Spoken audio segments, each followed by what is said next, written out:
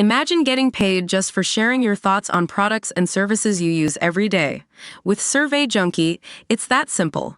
Click on the link in the video description to discover how you can start earning today by taking surveys. The Friday Letters page is glad that Microsoft is copying Sony's PS4 formula, as another reader looks forward to Zelda, Echoes of Wisdom. To join in with the discussions yourself, email gamecentral@metro.co.uk. Half-year report. So, as we're at around the halfway point of the year, what would GC say is the best game of the year? Or the one to beat? Do you expect anything on the horizon to sweep up in the second half of the year?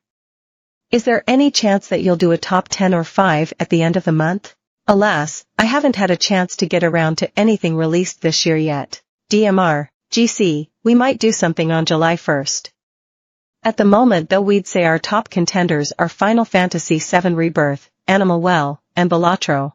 There are a lot of unknown quantities in the second half of the year, but we're particularly interested in Kunitsugami, Path of the Goddess, Thank Goodness You're Here, Star Wars Outlaws, STALKER 2, Astrobot, Zelda, Echoes of Wisdom, Life is Strange, Double Exposure, Mario Luigi, Brothership, and Slitterhead, amongst several others.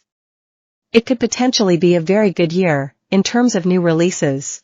PlayStation in disguise. It is indeed very interesting to see how different the approaches are for Xbox and PlayStation at the moment, with their approaches to Gamescom and showcases in general varying so much from each other. I really couldn't explain Sony's logic, other than that they don't want to spend money, but I think it's fairly obvious that Microsoft's is to copy everything PlayStation 4 was doing at its peak. That seems like it would put them behind the times, but so far it's working. I certainly enjoyed their showcase a lot more than I did Sony's, and their lineup of first-party games is leagues ahead. You might say that's easy when you spend $70 billion on buying up companies, and I get it. But at the end of the day, it's the type of games they're making that's important, and, so far at least, they haven't forced any of those developers to start making live service games. I have always preferred PlayStation to Xbox, and at the moment everything Microsoft is doing feels far more like the classic PlayStation approach than whatever it is Sony's playing at. Muncher, Erdtree o'clock. It should be Friday by the time you read this, and that means only one thing, Shadow of the Erdtree Day. Everything seems to be setting me up for another unforgettable experience, and I can't wait for my level 200 character to be made to look like a chump within just a few minutes. I love From Software's stuff, and for me Elden Ring is easily the best game of the generation so far. I've stayed away from spoilers and purposefully not watched the launch trailer, so I'm looking forward to being surprised, amazed, and thoroughly frustrated. Prepare to die, everyone. Golem. Email your comments to gamecentral@metro.co.uk. Forgotten Adventures. In response to Farkin's letter on Thursday, regarding calling the new Zelda game Zelda's Adventure. Unfortunately, that name has already been taken by one of the Philips CDI titles. Also, the main character was indeed Zelda.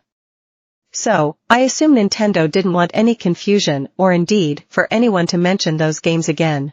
Also, GCU mentioned that there were 2 Zelda CDI titles when in fact there were 3, The Wand of Gamelon, The Faces of Evil, and indeed Zelda's Adventure.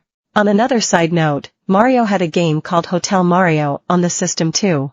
Freeway 77, GC, they could still call it The Legend of Link, as Farquin suggested. We said there were 2 CDI titles starring Zelda, you play as Link in The Faces of Evil.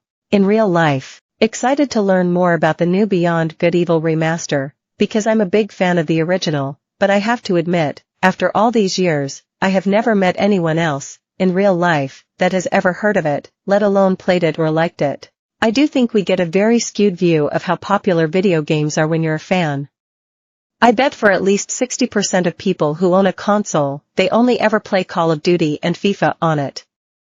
Or Fortnite and EA Sports FC now, maybe.